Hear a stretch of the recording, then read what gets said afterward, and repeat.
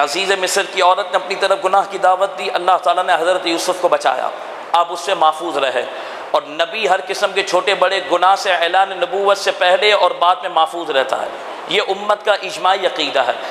اب فرمائے کیونکہ وہ بڑے گھرانے کی تھی اور اس کی غلطی کا سب کو پتہ چل گیا تھا، تو وہ اپنی اب عزت کو کیسے بچائے؟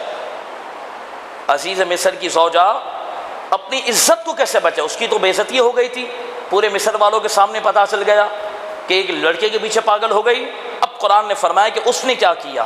قرآن مجید فرقان حمید نے اس بات کو ذکر کیا کہ اس نے سب کے لیے ایک مسند کو علیحدہ علیحدہ طور پر بچھایا، سب کے لیے تکیے لگائے گئے، اور فرمایا کہ سب کو ایک ایک چھری ہاتھ میں دی، سب عورتوں کو زلیخا نے ایک ایک چھری ہاتھ میں دی۔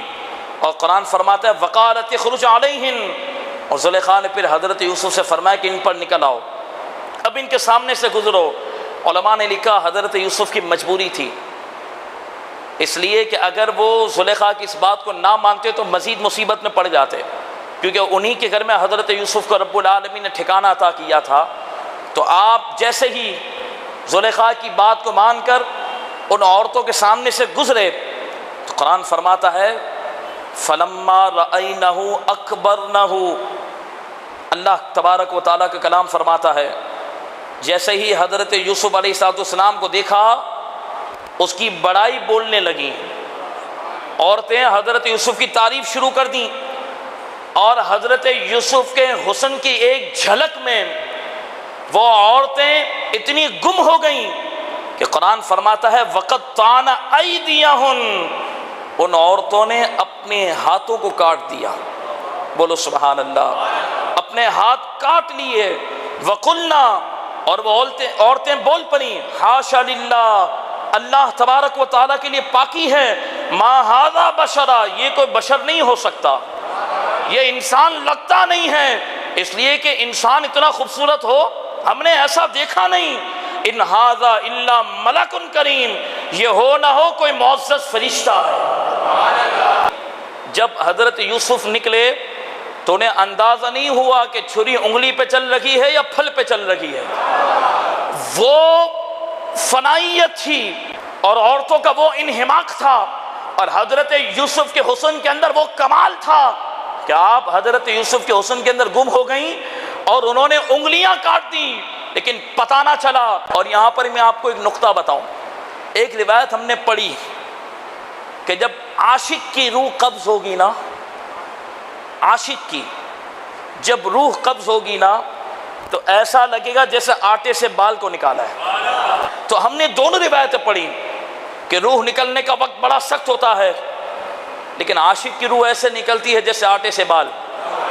کیا وجہ ہے؟ کہ موت کی تکلیف تو حق ہے، موت کی تکلیف تو سچ ہے، اس کی سختیوں کا انکار نہیں، حدیثوں میں یہ مضمون موجود ہے، کوئی مسلمان اس کا انکار نہیں کرتا، لیکن سنو، جب حسن یوسف پر مصر کی عورتوں کی نظر پڑی اور حسن یوسف کو دیکھتے ہوئے جب انہوں نے انگلیاں کاٹی تو انہیں تکلیف کا احساس نہ ہوا اور انگلیاں کٹ گئیں۔ فرما ایسے ہی جب عاشق کی موت کا وقت آتا ہے اور جب اس کے سامنے دیدار مصطفیٰ ہوتا ہے تو وہ مصطفیٰ کو دیکھتا ہے، موت کی تکلیف محسوس نہیں ہوتی ہے۔ تو اگر چاہتے ہو کہ موت کے وقت دیدار مصطفیٰ ہو اور موت کی تکلیف اثر نہ کرے تو پوری زندگی عشق مصطفیٰ اور مصطفیٰ سے وفا میں بسر کر دو، تو انشاءاللہ پھر دیدار مصطفیٰ بھی نصیب ہوگا۔ عزیز مصر کی جو زوجہ تھی وہ عزیز مصر سے کہنے لگی کہ جو ہے نا تم اس لڑکے کو قید میں ڈال دو، کیونکہ اس کی وجہ سے بہت زیادہ مجھے طعنے سننے پڑ رہے ہیں اور اس کی وجہ سے مجھے بہت زیادہ مشکل کا سامنا ہے۔ اور فرمایا کہ جب حضرت یوسف کو وہ دعوت دینے کی بات کرتی تو حضرت یوسف نے اللہ کی بارگاہ میں دعا کی۔ قرآن فرماتا ہے، اب دیکھو نبی کی سیرت کیا بتاتی، ابھی آپ نے اعلان نبوت نہیں کیا کہ انسان جیل میں تو چلے جائے لیکن اللہ کی نافرمانی نہ کرے۔ حضرت یوسف نے دعا کی، قرآن فرماتے رب السجن احب الی مما یدعوننی الیہ، حضرت یوسف نے عرض کی اللہ اے میرے رب مجھے قید خانے میں جانا زیادہ پسند ہے اس کام سے جس کی طرف یہ مجھے بلاتی ہے۔ میں تیری نافرمانی کا کام نہیں کر سکتا۔ اے مسلمانوں غور کرو، یہ نبی کی سیرت ہے۔ اے اللہ مجھے جیل میں تو بھیج دے، مجھے محل میں نہیں رہنا، اگر گناہ ہو اور محل تو بیکار ہے۔